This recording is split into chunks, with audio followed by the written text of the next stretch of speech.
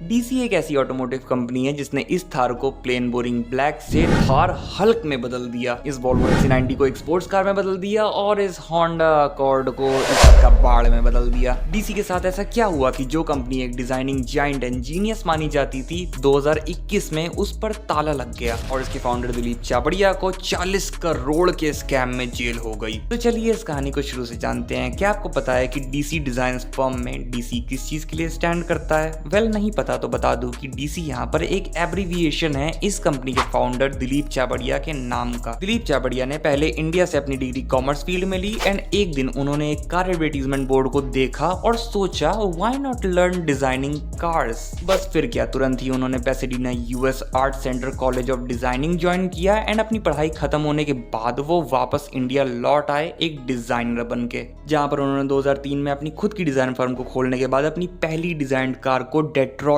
Motor show में present किया, जो कि एक एस्टन मार्टिन विंटेज का प्रोटोटाइप थी। एंड इसकी सक्सेस के बाद उन्होंने एक ऐसी कार डिजाइन करी जो कि आप सभी ने पक्का देखी ही होगी, and that car was none other than Tarzan the Wonder Car. Yes, मैं वही टार्जन मूवी वाली कार की बात कर रहा हूं जो कि हर बच्चे की ड्रीम कार थी। वेल, इतनी सक्सेस के बाद 2015 में फाइनली उन्होंने डीसी अवंती को लॉन्च किया and this is where it all went wrong. DC Avanti the flawed design. Well, अगर मैं बात करूं डीसी अवंती की, तो जब इसका कॉन्सेप्ट लोगों को पता चला था तो लोग एक्चुअल में काफी इंप्रेस हो गए थे, because this was going to be India's first sports car and इसका प्राइस भी 30 to 35 लाख की रेंज में था, which was a game changer. Dilip Chhabria के ब्रिलियंट डिजाइन पे किसी को कोई शक नहीं था and this car was destined for success. But जब ये ऑफिशियली अनवेल हुई तब इसे सरप्राइजिंगली काफी लो रिव्यूज मिले। पर क्यों, आखिर क्या कमी थी इसमें? Well, let's see. Number 1, inconsistent design. आपको ये तो पता ही होगा कि कोई भी अच्छी कार एक काफी consistent and sleek design carry करती है, like Lamborghini etcetera.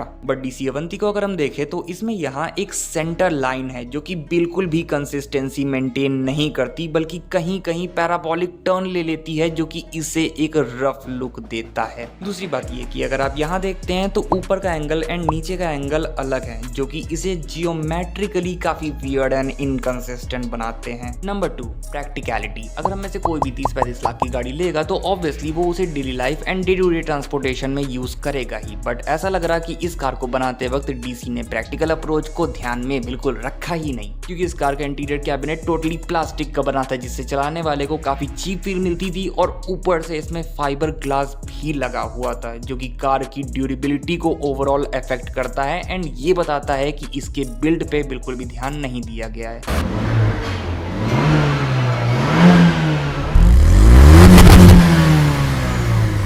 Supercars have three issues. They have very low ground clearance, they're difficult to reverse, and they're not very comfortable. Well, to start with, this has 170 mm of ground clearance, more than Honda City. The small windscreen means you still cannot reverse and are dependent on the reverse camera. And while for comfort,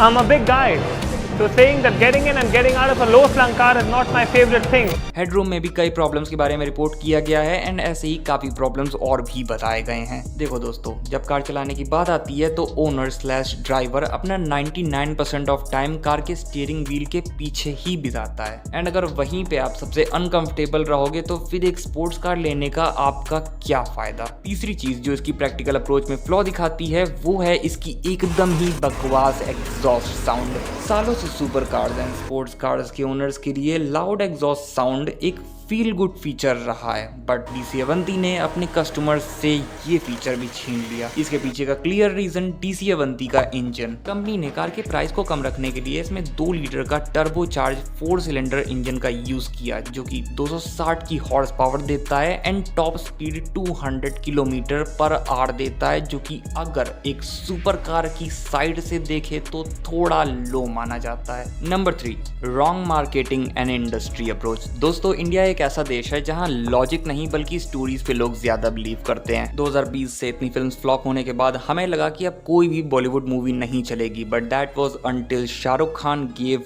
2 back to back hits. Pathaan and Jawan. ऐसा इसीलिए क्योंकि भारत के लोग शाहरुख खान को अपना hero मानते हैं and उनकी फिल्म्स को कुछ भी हो जाए कभी भी मिस नहीं करते। Now same goes for business. DC Avanti ने 2015 में लॉन्च होने के बाद कभी भी ज्यादा मार्केटिंग पे स्पेंड किया ही नहीं। ऐसा लग रहा था कि they did not have any intention of capturing the market. वो ये कार सिर्फ मॉडिफिकेशन लविंग कस्टमर्स के बीच ही बेचना चाहते थे and this is the reason why उन्होंने 2015 से अभी तक यानी कि 8 सालों में सिर्फ 35 कार्स ही बेच पाए हैं, जो कि काफी पुअर मार्केटिंग को दिखाता है। जहां पर बड़ी यूनिकॉर्न कंपनीज अपना मेजर बजट मार्केटिंग को देती हैं, वहीं एक new design firm like DC did not spend any money on their marketing campaign to create a brand image. अब इन सब के बाद आता है सबसे मेजर टॉपिक, आखिर डीसी के ओनर दिलीप चाबड़िया 40 करोड़ के स्कैम में कैसे फंसे जिससे उन्हें जेल हो गई और डीसी पर ताला लग गया। वेल, इस कहानी का एक्सपोज 2020 28 दिसंबर को हुआ था जब पुलिस ने शॉकिंगली दिलीप चाबड़िया को अरेस्ट कर लिया और उन्हें अगले 4 दिन कस्टडी में रखने का फैसला सुनाया और इसकी वजह सुन के आप और भी शॉक हो जाओगे। वेल, दिलीप चाबड़िया और उसकी कंपनी ने 90+ अवंती कार्स बनाई एंड उन्हें यूज किया फ्रॉड लोन्स के लिए from non banking companies like BMW financial services. और ये लोन्स कोई छोटे मोटे नहीं बल्कि बड़े अमाउंट में थे। According to report by Moneycontrol, average size of this loan was around 42.5 lakhs। और पुलिस ने तो ये भी बताया कि पिछले 3 सालों में डीसी ने 127 अवंती कार्स बनाई एंड फिर उन्हें बोथ इंडिया और ओवरसीज दोनों जगह बेचा with fake and fraud registration numbers. मगर कहानी यही नहीं रुकती। पुलिस ने ताज होटल के बाहर भी एक फेक रजिस्ट्रेशन नंबर वाली डीसी अवंती को स्पॉट किया था एंड वहीं उसे सीज कर लिया गया। ये कार रजिस्टर्ड हो रखी थी तमिलनाडु में, बट इस गाड़ी के चेसिस एंड मशीन नंबर को रजिस्टर्ड किया गया था हरियाणा के आरटीओ में, और वो भी एक अलग नंबर के साथ, जो कि इसके ओरिजिनल नंबर से बिल्कुल ही अलग था। मतलब एक ही गाड़ी को डीसी बार बार अलग अलग नंबरों से अलग अलग रीजनल ऑफिसेज में रजिस्टर करा रही थी ताकि वो इसके ऊपर ज्यादा से ज्यादा लोन ले सके। जब पूरी इंस्पेक्शन हुई तो मालूम चला कि हरियाणा के आरटीओ में जो नंबर रजिस्टर्ड हो रखा था वो डीसी की हरियाणा ब्रांच से हुआ था